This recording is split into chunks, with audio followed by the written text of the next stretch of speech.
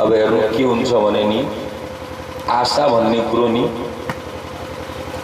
आशा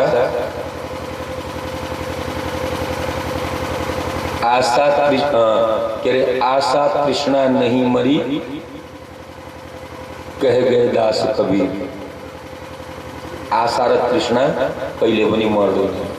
अब सुदामाजी त्यहाँ बस्नुभयो अलि दिन बसेपछि अब भगवानले आफ्नो साथी राशि पोशाक लगाउनु भयो, बढिया बढिया भोजन गराउनु भयो। सुदामाजीको मनमा के भयो भने सधैँभरि यहीँ बसिरहन पाए पनि हुन्थ्यो, किनभने भिक्षावृत्ति लिएर कहिले उता मागी ल्याउने, लुट्टी ल्यायो बुट्टी खायो। अब केही दिन बितेपछि सुदामाले भन्नुभयो अब मित्र म घर जान चाहन्छु, धेरै दिन भयो म यहाँ आएर बसेको, घर परिवारलाई पनि हेर्नुपर्छ, तिम्री भाउजू के गर्दै होली कसो गर्दै होली, घरमा खाने पिउने केही व्यवस्था थिएन, म कमाएर ल्याउने मान्छे भिक्षा गरेर ल्याउने मान्छे यता हिँडे, अब त्यो एक्लै आइमै के गर्दै होली, अनेक प्रकारका कुराहरू भगवानले भन्नुभयो सुदामा एक दिन अरू बस भोलि बिहानी जानु। ठिकै छ सुदामाजी बस्नु। अब भोलि बिहानी जाने बेलामा भगवानले के भन्नुभयो भने सुदामा यो जुन तिमीले लुगा लगाएको छौ नि, सुदामाको मनमा के थियो भने राम्रो राम्रो आएसी पोसाक लगाएको छु, यो लगाएर गएपछि त गाउँलेहरूले मलाई पनि ठुलो मान्छे भन्लान्। मतलब मान्छेको वृत्ति कस्तो हुन्छ। भगवानले भन्नुभयो यो तिमीले लगाएको लुगाहरू खोल, बाटोमा चोर डाकुले लुट्छन्। सुदामाले चित्त बुझाए ठिकै भनेको, लुगा खोलेर भगवानले राख्न लाउनुभयो। त्यसपछि जुन लुगा लगाएर सुदामाजी आउनुभएको थियो त्यही लुगा लगाउनु हो। अब मनमा आश छ यति ठुलो राजा मेरो साथी हो, म जाने बेरमा यसले केही न केही मद्दत गर्ला। तर भगवानको अप्रत्यक्ष कृपा भइसकेको छ त्यो सुदामालाई थाहा छैन। सुदामा पुरी स्पेशल बनिसक्यो। त्यो भगवानले एक मुठी खाने बित्तिकै सुदामाको सुशीला जुन चाहिँ पहिले तासाकुटी महादेव थिइन् नि त्यो अब सेठानी भइसकेका छिन् उहाँ गाउँमा। मैले पहिले पनि भने नि पैसा नउन्जेलसम्म हरिया, पैसा भइसकेपछि हरिप्रसादजी, पैसा नउन्जेलसम्म हरिया, पैसा आयो भनेदेखि हरिप्रसादजी हुनुभयो। हिजोसम्म एरिया मेरो खेत जोत्दै त भन्ने मान्छे आज गएर हरिप्रसादजी एकछिन मेरो घर आइदिनु न। टका धर्म टका कर्म टका ही परमम थप, जे गृहे टका नास्ति ते गृहे टक टकायते। जुन घरमा पैसा छैन त्यहाँ सबैजना टक टकिन्छन्, जान मान्दैनन्।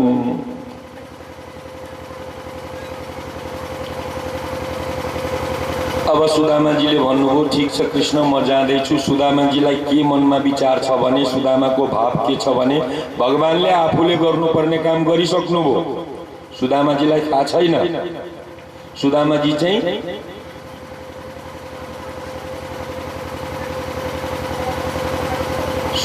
चाहिँ मनमा के सोचेका छन् भने 2-4 जोडी कपडा देलान्, 2-4 हजार रुपियाँ देलान्। उनको सोच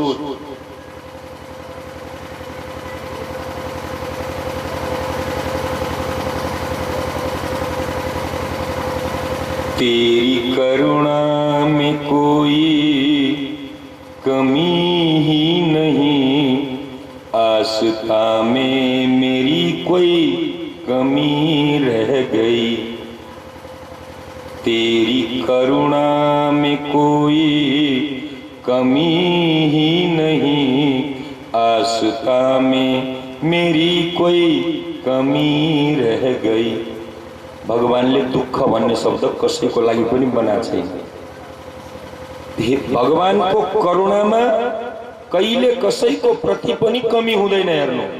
तर हाम्रो आस्थामा कमी हुन्छ, हाम्रो विश्वासमा कमी हुन्छ, हाम्रो भरोसामा कमी हुन्छ, हाम्रो त्यागमा कमी हुन्छ, हाम्रो तपस्यामा कमी हुन्छ। परमात्माको नियममा कमी भन्ने कुरै छैन। यत्रो 84 लाख योनिमा सबैभन्दा राम्रो योनि मनुष्य बनायो, त्यसमा पनि विवेक भरिदियो, सोच्न सक्ने क्षमता, राम्रो र नराम्रो चिन्ने क्षमता त्यो दियो। त्यति गर्दाखेरि पनि हामी आफ्नो कर्मजालमा परेर आफ्नो स्वार्थमा परेर परमात्माको चिन्तन गर्दैनौं, परमात्मालाई भरोसा गर्दैनौं भने त्यसको गल्ती होइन, गल्ती हाम्रो हो। हाल्दिने हो भने गोविन्दाय नमो नमः, त्यस्तै मनुष्यको प्रारब्ध। अब सुदामाजी भन्नुहुन्छ, ल कृष्ण म जाने, भगवानले लगाएको लुगा पनि सबै खोलाइहाल्नुभयो, अब केही दिन्छन् कि भनेर आश लागेको छ। ल अब म जानु पर्यो कृष्ण मित्र, अब म जानु। हुन्छ हुन्छ साथी, जाऊ तिमी जाऊ। अब मनमा के छ? लालच छ, केही देला कि केही देला कि। अलि अगाडि जानुहुन्छ, फेरि पुलुक्क फर्केर हेर्नुहुन्छ, ल म अब गएँ है त। भगवानले भन्नुभयो ल ठिक छ जाऊ जाऊ। फेरि 4 कदम हिँडे, केही दिइहाल्छ कि हिँड्ने बेरमा अन्तिममा एकताली भनिहालौँ। फेरि सुदामा भन्नुहुन्छ, ल कृष्ण गल्ती भए भुलचुक सबै माफ गर्नु होला, अब म लाग्नु पर्यो। भगवानले मनमनै भन्नुभयो, तिमीले भन्न खोजेको कुरा मैले बुझिरहेको छु, पहिले घर गएर त हेर, यहाँ के गुड्की देखाइरहेको, जान्छु जान्छु जाऊ न।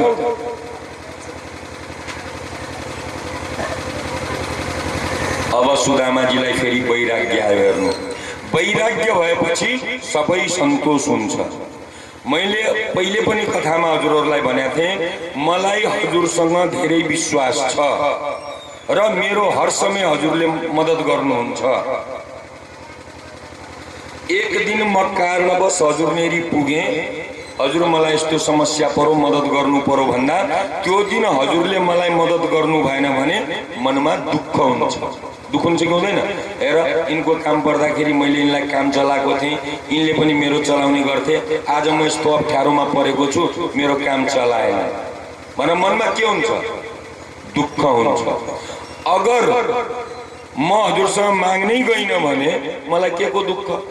ठीक छ, मेरो जिन्दगी जसरी बितिरहेछ बिति नै राखेको छ। एक टाइम खाएँ, सिधो पिठो खाएँ, केही दिक्कत छैन।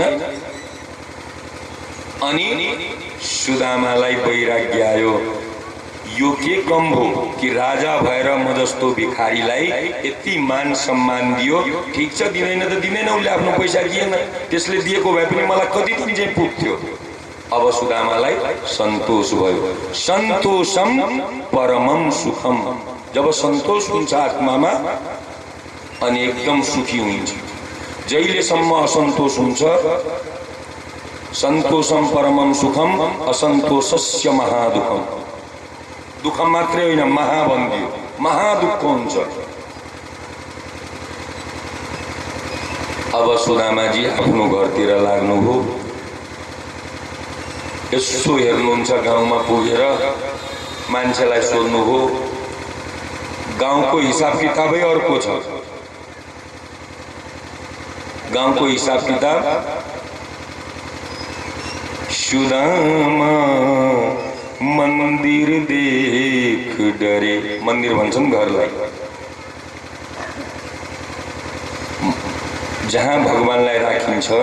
अब हामीले बोलचालको भाषामा चाहिँ मन्दिर भन्छौँ, तर त्यो या शिवजीको मूर्ति राखिएकोलाई शिवालय, अरू देवताहरूको मूर्ति राखिएको ठाउँलाई देवालय। किनभने हनुमानजीले लङ्कामा गएर पनि मन्दिर देख्नुभयो। मन्दिर मन्दिर प्रतिकर शोधा, देखे जहाँ तहाँ अगणित जोधा। अब यहाँ सुदामाको चरित्रमा जुन मन्दिर भनिएको छ त्यो घरको विश्लेषणात्मक कुरो हो, घरको विशेषण हो।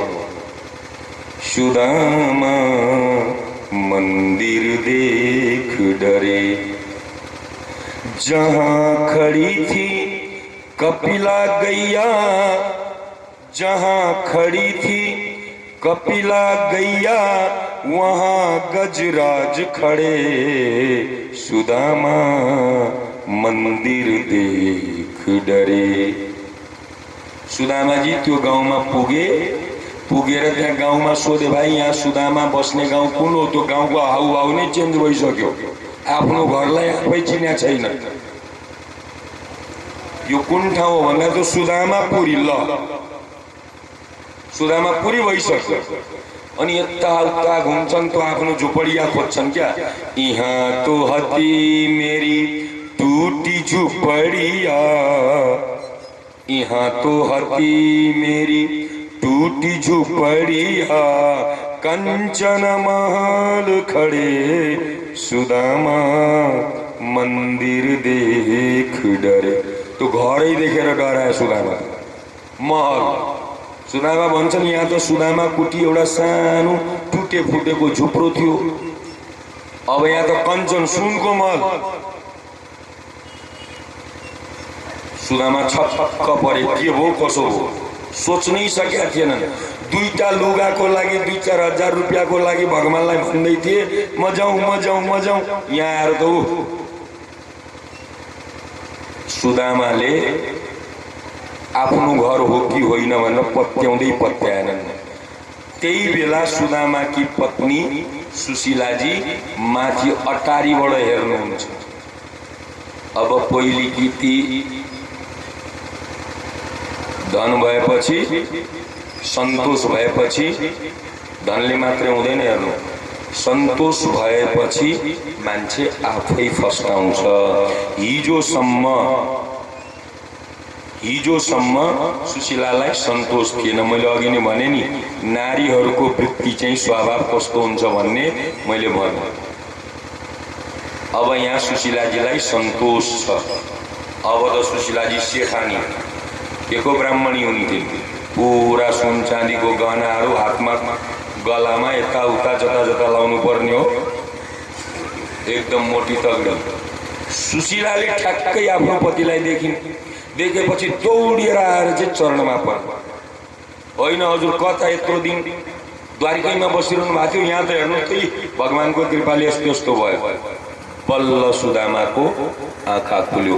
यदि पत्नी सत्कर्मवाली, सतीत्ववाली, धार्मिक प्रवृत्तिकी हुन्छ भने त्यसले लोग्नेको भाग्य बदलिदिन्छे। यहाँ सुशीलाले अगर नभनेको भए कि तिमी द्वारिका जाऊ भनेर सुदामा कहिले पनि जाने थिएनन्, प्रभुको दर्शन पनि हुने थिएन र भक्तिको प्रगाढता पनि हुने थिएन र भक्ति गर्ने भक्तको माथि भगवानको कति कृपा हुन्छ भन्ने कुरा पनि सबले थाहा पाउँदैनथे। यो सुदामा चरित्रले हामीलाई के शिक्षा दिन्छ भने अति भक्ति, विश्वास राखेर भगवानमाथि प्रगाढ भक्ति गर्यो भनेदेखि त्यस व्यक्तिलाई जीवनमा भगवानको कृपाले कुनै पनि कमी हुँदैन।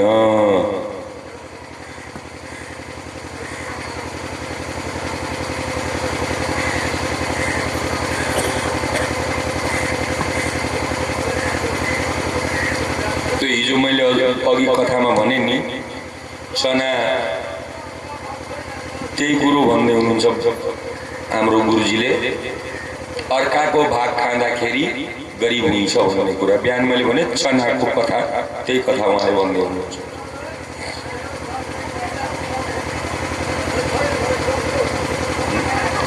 अब सुखदेव स्वामी भन्नुहुन्छ राजा परीक्षित, सुखदेव स्वामी भन्नुहुन्छ राजा परीक्षित,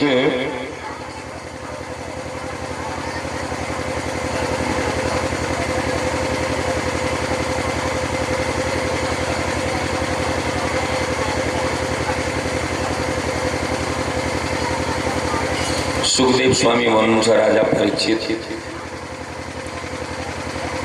एक पटक सूर्य ग्रहणको बेला सबै यदुवंशीहरू कुरुक्षेत्रमा भेला हुनुभयो। यता भगवान श्री कृष्णले पनि नन्दगाउँ, गोकुल, माता यशोदा, राधा रानी सबैलाई कुरुक्षेत्रमा बोलाउनु भयो। सबैसँग आएर भेटवार्ता भयो। यशोदा आमा धेरै रुनुभयो। भगवानले भन्नुभयो आमा रुनु पर्दैन, हजुरलाई यो कुरुक्षेत्रमा हजुरको नाउँले दान पुण्य तीर्थव्रत गराउनको लागि मैले बोलाएको। पुत्रवत धर्म हेर्नुहोस्, पुत्र त्यही पुत्र कहलाउँछ जसले आमा बाउलाई तीर्थयात्रा, आमा बाउको दान पुण्य इत्यादि कर्ममा सहयोग गर्छ। आमा बाउको हातले आफूले कमाएको धनले आमा बाउलाई तीर्थयात्रा आदि घुमाउँछ, सेवा गर्छ। आमा बाउको सेवा भन्दा ठुलो अरू कसैको सेवा पनि तस्मात् द्विधा रूपमेकम राधा कृष्ण रूपकम। दुईटा शरीर भए पनि लीलार्थ दुईटेको आत्मा एउटै छ। अब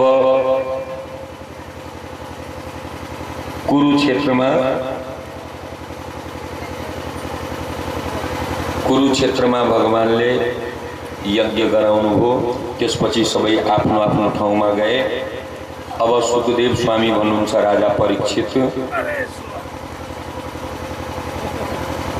एकजना दत्तात्रेय नाम गरेका ऋषि भए।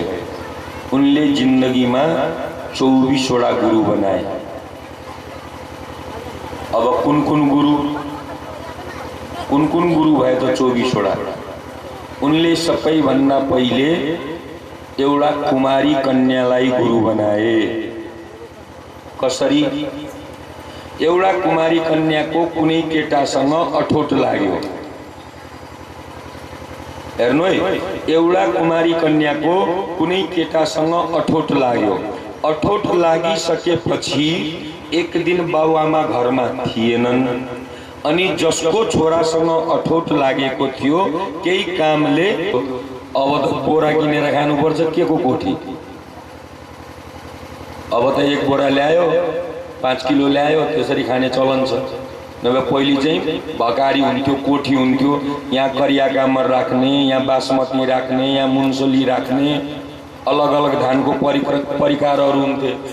अब त खेत पनि स्वाहा, कोठी पनि स्वाहा, भकारी पनि स्वाहा। अनि साझा संस्थाबाट बोरा किनेर ल्याएर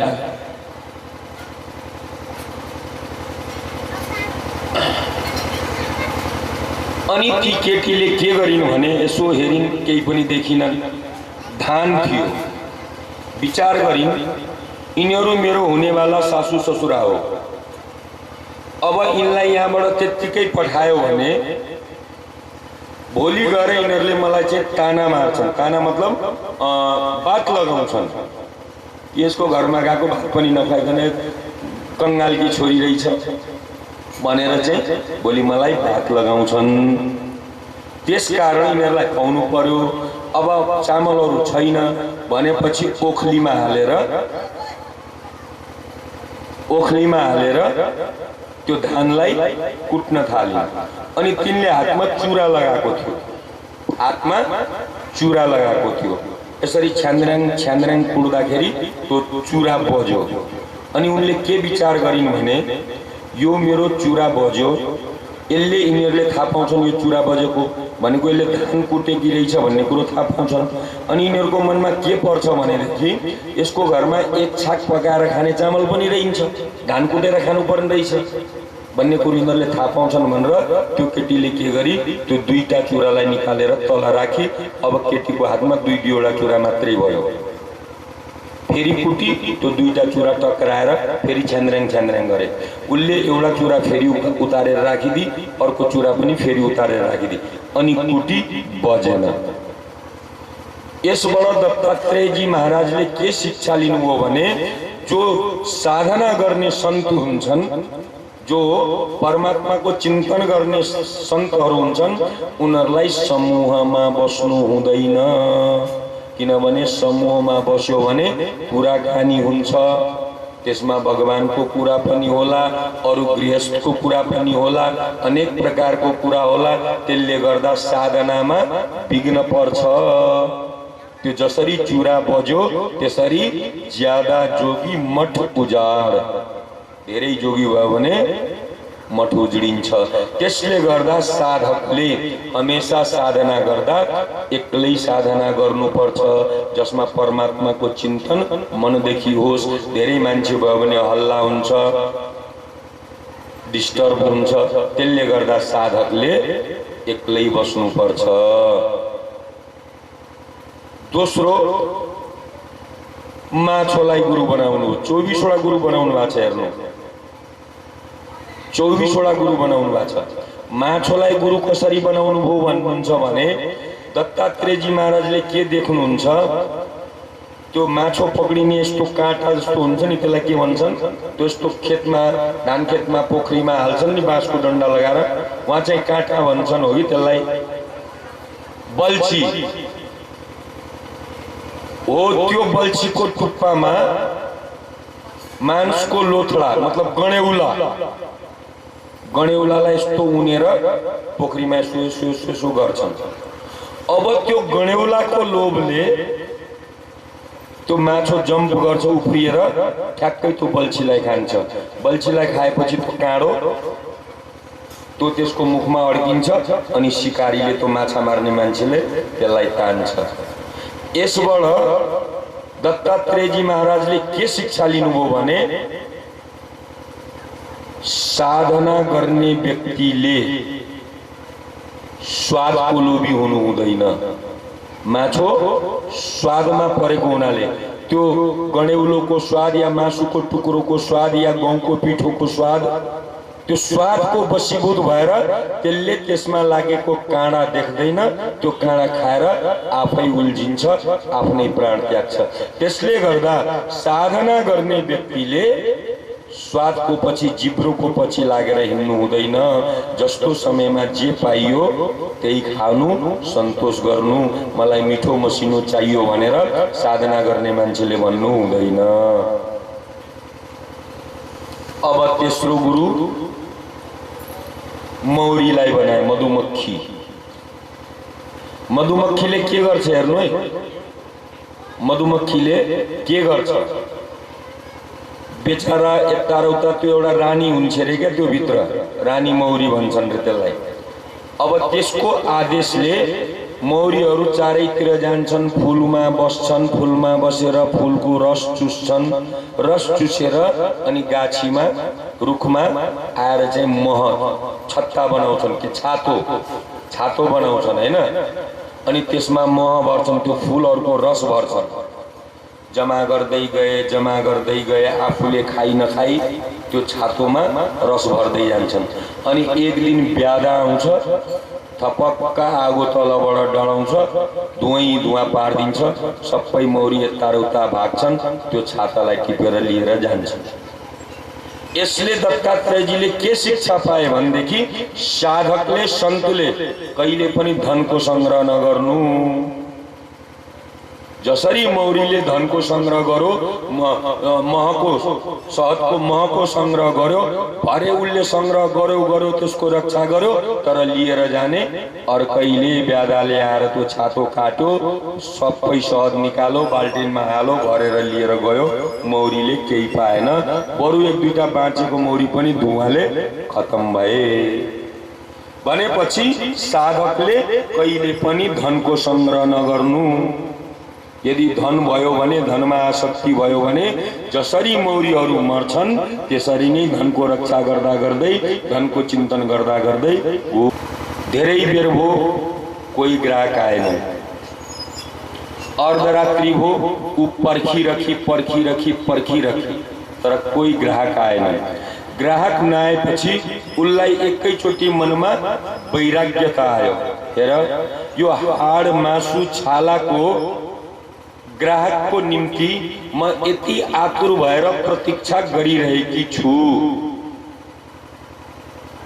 अगर यही चीज जसरी म अहिले ग्राहकको प्रतीक्षा गरिरहेको छु त्यसरी नै मैले भगवानको भक्तिमा भगवानको प्रतीक्षा गरेको भए अहिलेसम्म भगवान आइसक्थे। तर त्यो हाड मास मन्जा रक्त रुधिरले बनेको जुन यो पंच भौतिक शरीर छ, त्यो भौतिक शरीरको सुखको लागि म प्रतीक्षा गर्दैछु भनेर उसले तीबाट विरक्ति ली र भगवानको चरणारविन्दमा समर्पित भए। यसले दत्तात्रेयजी महाराजले के शिक्षा पाउनुभयो भने याचकले कहिले पनि सांसारिक सुखमा अनुरक्त हुनु हुँदैन। जसरी त्यो चरित्रहीन स्त्रीले एकै छिनमा सबै कुरोलाई छोडेर भगवानको चरणारविन्दको आश्रय ली, त्यस्तै साधना गर्ने जीवले पनि साधना गर्ने साधकले पनि ईश्वरलाई छोडेर सांसारिक जीवको प्रतीक्षा गरो भने ऊ चाहिँ निराशै निराश हुन्छ। यहाँबाट यो शिक्षा लिनुभयो र उसलाई पनि गुरु बनाउनु भयो। एवं रीतले दत्तात्रेयजीले हात्तीलाई पनि गुरु बनाउनु भएको छ, माछालाई पनि के अरे कबुतर परेवालाई पनि गुरु बनाउनु भएको छ, पृथ्वीलाई गुरु बनाउनु भएको छ। पृथ्वीलाई गुरु बनाएर साधकको जीवनमा जसरी पृथ्वीमा खाल्टो पनि खोज्छन्, मलमूत्र पनि त्याग्छन् हैन, यसमा आली पनि लगाउँछन्, सबै काम गर्छन्, तर पृथ्वीले कसैसँग केही भन्दिन। त्यस्तै साधकको जीवनमा सुख दुःख उतार चढाव सब कुरो आउँछ। त्यसले गर्दाखेरि साधक विचलित हुन हुँदैन भनेर पृथ्वीलाई गुरु बनाए। एवं रीतले दत्तात्रेयजी महाराजले 24 वटा गुरु बनाउनु हो।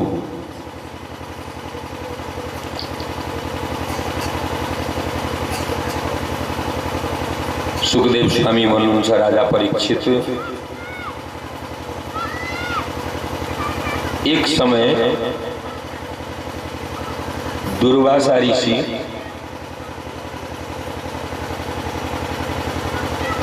घुम्दै फिर्दै आफ्नो शिष्यहरूको साथमा द्वारिकापुरी पुग्नुभयो।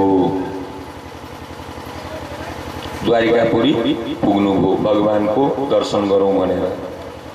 तर त्यहाँ के भयो भन्नुहुन्छ भने दुर्वासा ऋषि गएर जहाँ बस्नु भएको थियो यदुवंशीको संख्या धेरै बढिसकेको थियो। 56 करोड यदुवंशी थिए।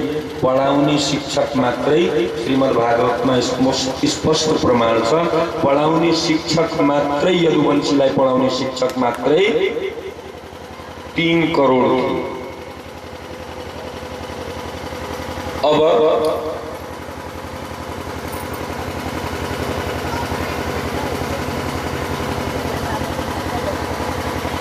दुर्वासा ऋषि द्वारिकामा पुग्नुभयो। द्वारिकामा पुगेपछि यदुवंशी बालकहरूले भगवान श्री कृष्णको छोरा शाम्ब जाम्बवतीको छोरा शाम्ब लगायत अरु 2-4 जना केटाहरू भएर ऋषिको परीक्षा लिन गए। अब यहाँ शाम्बलाई चाहिँ राम्रो सारी लगाइदिए, सिंगार पेटार गराएर आइमाई बनाइदिए।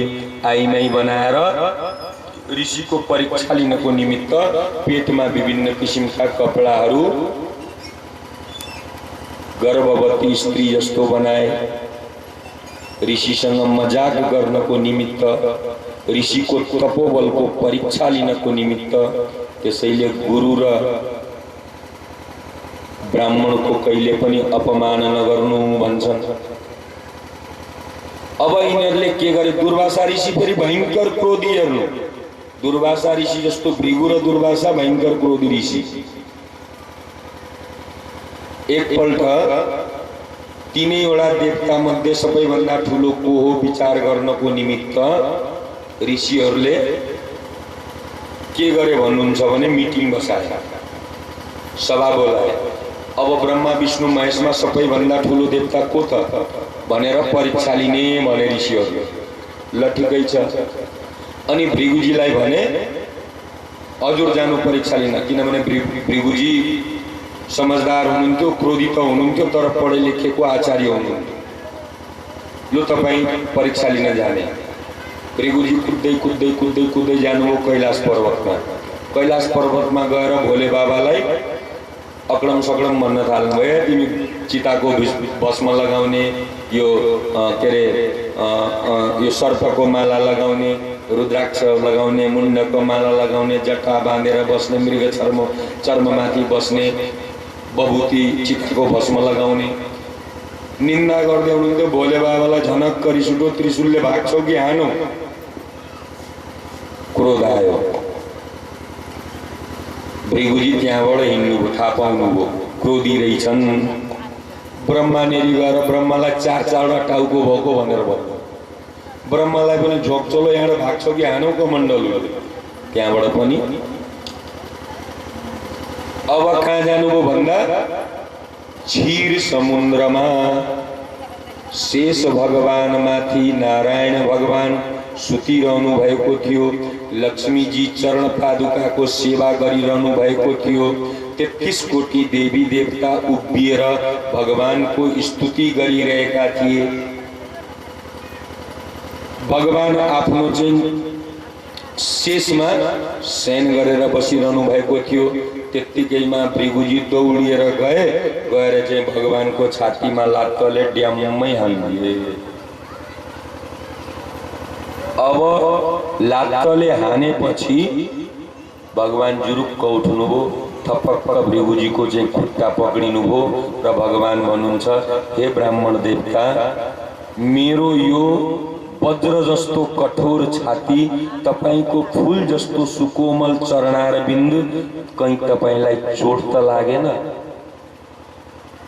यो सुनेपछि भृगुजी हात जोडेर, प्रभु, यो हामीले चाहिँ को ठुलो को सानो भन्ने निर्णय गर्नको निमित्त यो उद्यम गरेका थियौं। हजुर भन्दा जो क्षमावान व्यक्ति हुन्छ त्यो ठुलो हुन्छ। प्रतिशोध लिने मान्छे ठुलो हुँदैन। तैँले मलाई हिर्काइस् एक थप्पड, म तँलाई 4 थप्पड हिर्काउँछु भन्ने मान्छे कहिले ठुलो हुँदैन। ठीक छ, तैँले हिर्काइस्, कोही बात छैन भनेर सन्तोष गरेर बसो भने हिर्काउने मान्छेको मनमा एक दिन ग्लानी हुन्छ। हेर, त्यसलाई मैले केही नगरिकन पनि हिर्काएँ तर त्यसले मलाई केही भएन भनेन। एक दिन त्यो मान्छे तपाईको शरणागति हुन्छ, तपाईसँग क्षमा माग्नको लागि आउँछ। त्यसैले क्षमा गर्ने व्यक्ति ठुलो हुन्छ। यहाँ भगवान विष्णु नै सर्वश्रेष्ठ र ठुलो हुनुहुन्छ भन्ने भृगुजीले प्रमाणित गरे।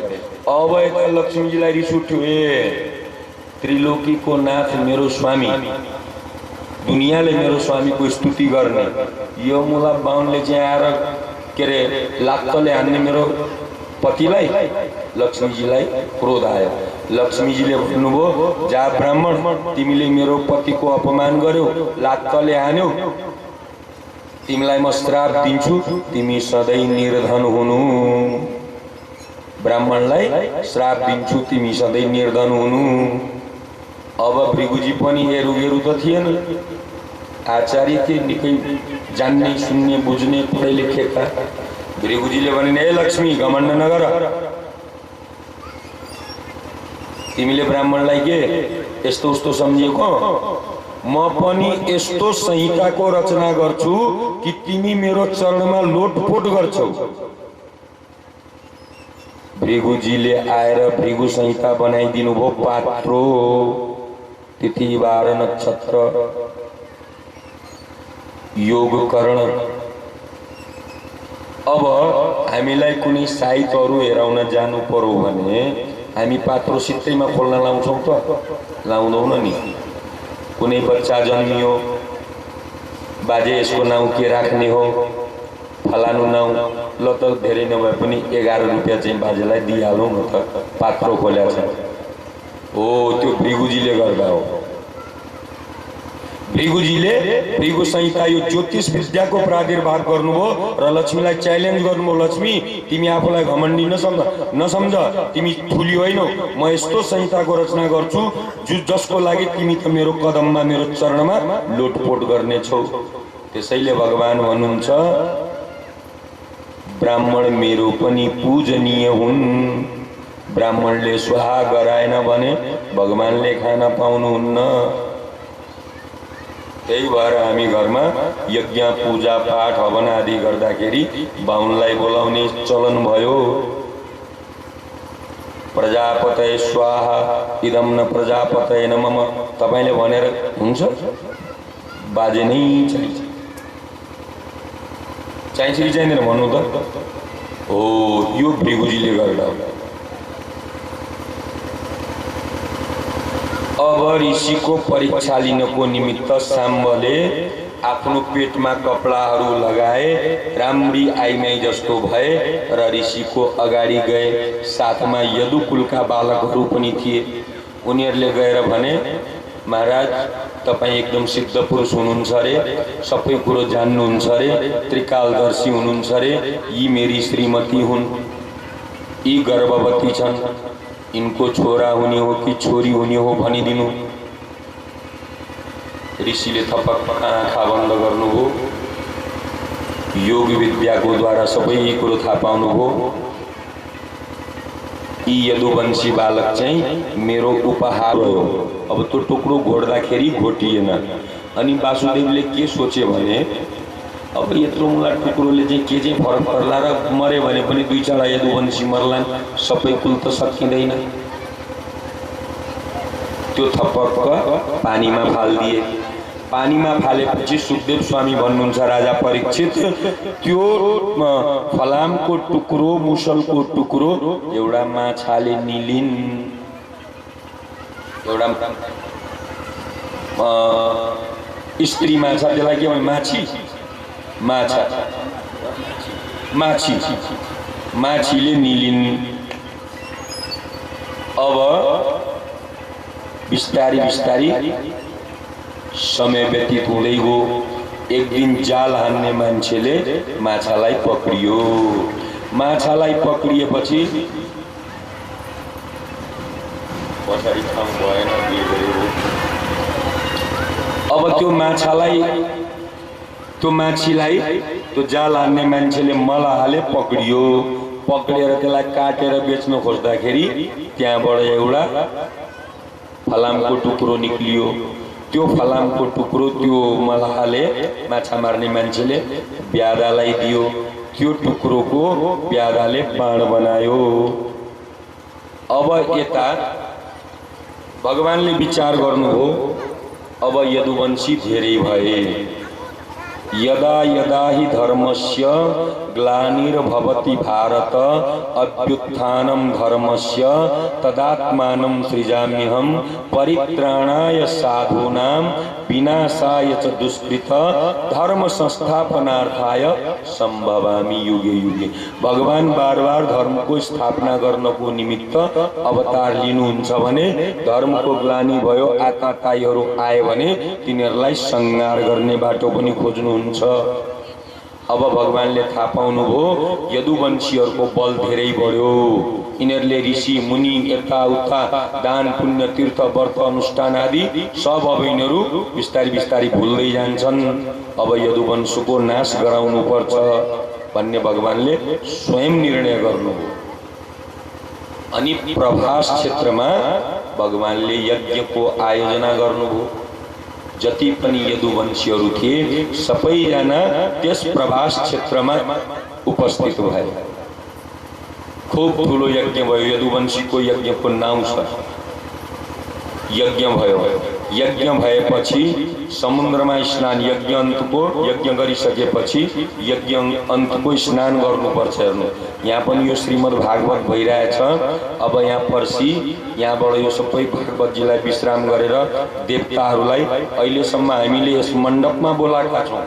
भोलि जब हजुरहरूले अब यहाँ चाहिँ तिलार्चन भन्ना रहेछन् हो कि हाम्रो वहाँ चाहिँ भोग डाल्ने भन्छन्।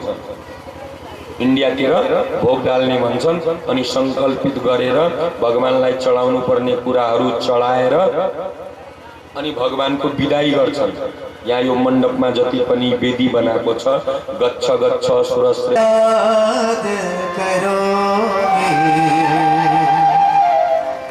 किसी दिन याद करोगे, हम परदेसी थके, किसी दिन याद करोगे, किसी दिन याद करोगे। युग युग जीवे यह फुलवारी, दया करे तुम पर बनवारी। युग युग जीवे यह फुलवारी,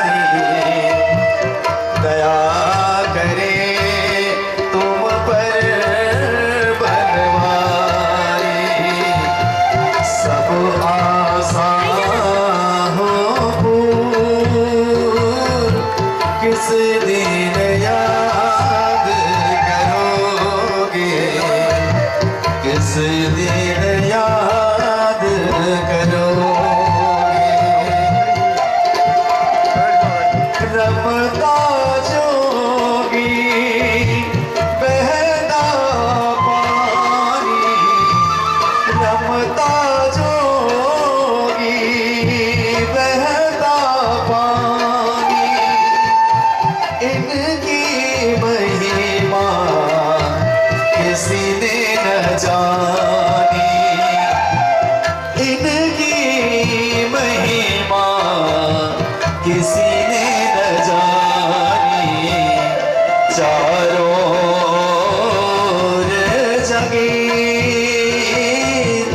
किस दिन याद करोगे किस दिन याद करोगे हम परदेसी फकीर किस दिन याद करोगे किस दिन याद करोगे करूं शाम से मैं यही बिनती फिर हो मेल हमारी जल्दी करूं शाम से मैं यही बिनती फिर हो मेल हमारी जल्दी इस महफिल के बीच किस दिन याद करोगे किस दिन याद करोगे कभी जंगल में कभी बस्ती में कभी जंगल में कभी बस्ती में कभी नारायण के मस्ती में कभी नारायण के मस्ती में कभी नदियाँ के तीर किस दिन याद करोगे किस दिन याद करोगे हम परदेसी फकीर किस दिन याद करोगे किस दिन याद करोगे किस दिन याद करोगे किस दिन याद करोगे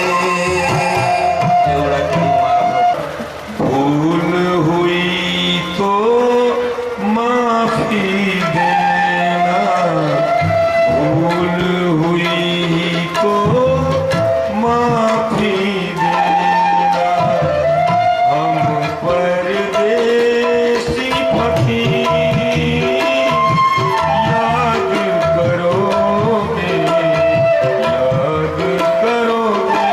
हमें याद करोगे अब हम यत्रो दिन हजुरहरूलाई कथा सुनाए म पास भए कि फेल भए त्यसको रिजल्ट हजुरहरूले हात उठाएर दिने यदि म पास भएको छु भने हजुरहरूले दुईटै हात उठाउने म फेल भएको छु भने कसैले हात नउठाउने ल एकखाली हात उठाएर देखाउ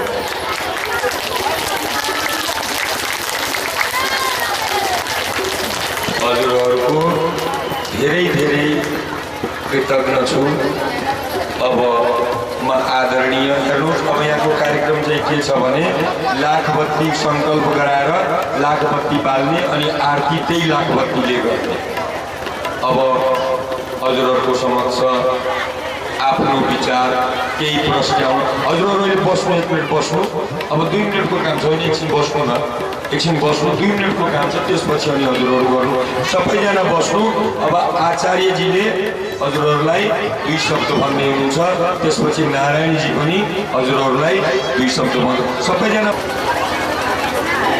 आदरणीय भक्त समुदाय सबैजना बसिदिनु होला म मेरो तर्फबाट हजुरहरूलाई नमस्कार गर्न चाहन्छु नमन गर्न चाहन्छु त्यो राजपति राखेर सबै बसिदिनु होला एकछिन 1 मिनट 1 मिनट बसिदिनु होला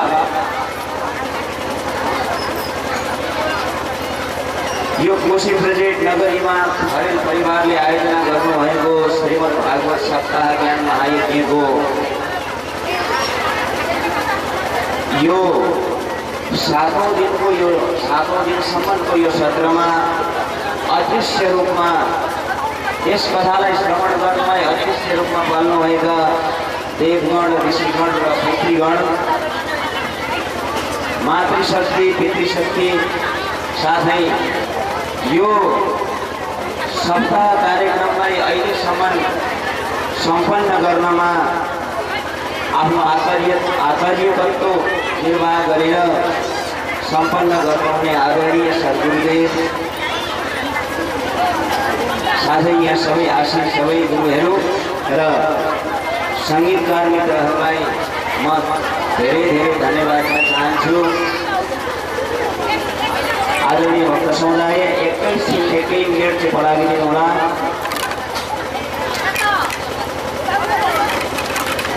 म के भन्न चाहन्छु भने मसँग भन्ने शब्द त केही पनि छैन सबै जे भन्नुपर्ने गुरुले सकिसक्नु भएको छ भन्ने शब्द मसँग केही पनि छैन मेरो बाबुले मेरो छोरोले के गर्छ भने नि बाबा क्याडबरी ल्याइदिनु भन्छ क्याडबरी ल्याएपछि आधी बाँडेर खानुपर्छ है त क्याडबरी भन्छ अनि त्यो क्याडबरी ल्याएर दिइसके पछाडि क्याडबरी खाइसके पछाडि बाबा यो खोड भोलि यस्तै क्याडबरी ल्याइदिनु आज पुगेन है तँलाई चाहिँ भन्छ मलाई त्यस्तै भयो सबै कुरो गुरुजीले सकिँदैन हो मैले केही भन्न पाइनँ यसमा खुसी छु र म के चाहन्छु भने हजुरहरू जसरी एकैछिन बोलाइदिनु न जसरी सुखदेवजी महाराजले कथा भनिसके पछाडि परीक्षित तिमीलाई केही सुन्नु छ अब तिमीलाई के छ तिम्रो के बाँकी छ भन्दाखेरि केही पनि छैन मलाई अब सुन्नु मेरो जे सुन्नु पर्ने थियो जे परमगति मैले प्राप्त गर्नु थियो त्यो मैले प्राप्त गरेँ भनेर जसरी परीक्षित महाराज यो आसनबाट उठ्नु भएको थियो मलाई विश्वास छ आदरणीय गुरुजीले जसरी कथा सुनाउनु हो त्यसै गरी अब हामीलाई पनि केही सुन्नु छैन हामी पनि कृतार्थ भयौँ हामी पनि पूर्ण भयौँ भगवानको भक्तिमा हामी पनि पूर्ण भयौँ भनेर उठ्नु हुनेछ आज भन्ने विश्वास राख्छु र विशेष खरेल परिवार